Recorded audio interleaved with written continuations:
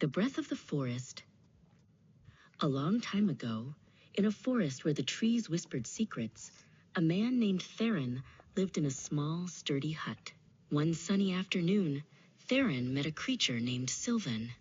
Sylvan was a satyr, with the legs of a goat and the curious heart of a forest spirit.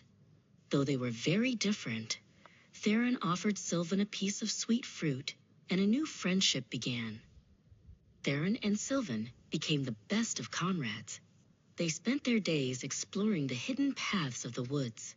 Theron showed Sylvan how to gather dry wood for a fire, and Sylvan showed Theron where the sweetest berries grew. They laughed together and promised to always be there for one another. Soon, the bright green leaves turned orange and gold, and then they fell to the ground. A cold winter wind began to howl through the trees. To stay warm, Sylvan decided to move into Theron's little hut. They spent their evenings tucked away from the frost, listening to the wind rattle the windows. One evening, as the sun began to set, the two friends were walking quickly toward the hut. The air was so cold it made their noses tingle. Theron pulled his cloak tight. Then he brought his hands up to his face and blew a long, deep breath onto his fingers. Hoo! Sylvan stopped in his tracks and tilted his head. "Why do you do that, Theron?" he asked, his ears twitching in the cold. Theron rubbed his palms together and smiled.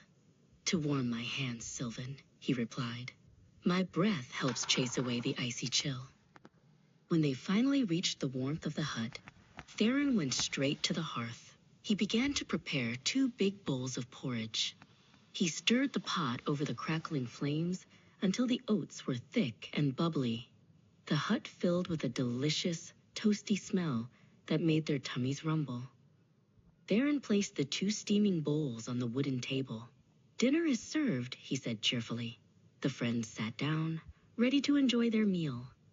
The porridge was so hot that thick white clouds of steam danced above the bowls, making it hard to see across the table. Theron picked up his spoon, but the porridge was far too hot to eat. He leaned forward, took a deep breath, and blew steadily into his bowl. "Hoo!" Sylvan's eyes grew very wide.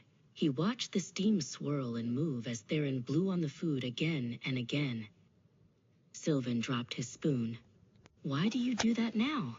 he asked, his voice trembling just a little bit. Theron looked up and blinked. "Why, to cool my porridge, of course," Theron replied simply. "It is much too hot to eat right now." Sylvan sprang to his feet and hurried to the door. "Goodbye," he cried.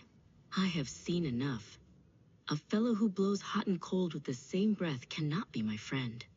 He vanished into the snowy woods, leaving Theron alone. Theron realized then that someone who speaks from both sides of their mouth cannot be trusted by anyone.